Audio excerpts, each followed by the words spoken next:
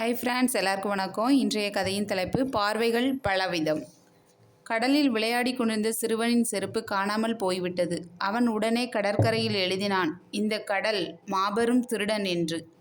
கொஞ்ச தூரத்தில் ஒருவர் அதிகமாக மீன் பிடித்து கொண்டு அவர் நினைத்ததை விட அதிகமாக மீன்கள் வலையில் சிக்கியது. அவர் கடலில் எழுதினார், இக்கடல் பெரும் கொடையாளியப்பா என்று.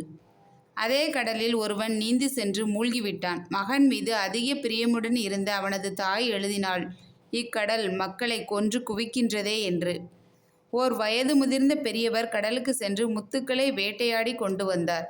அவர் மிக்க மகிழ்ச்சியுடன் அக்கடலில் எழுதினார், இந்த கடல் ஒன்றே போதும், எனது ஆயுள் முழுக்க மகிழ்ச்சியோடு இருக்கலாம் என்று.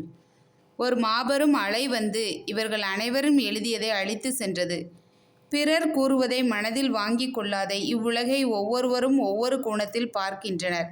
நீயும் தூய மனதோடு உலகை பார். இவ்வுலகம் அழகாக இருக்கும். நன்றி.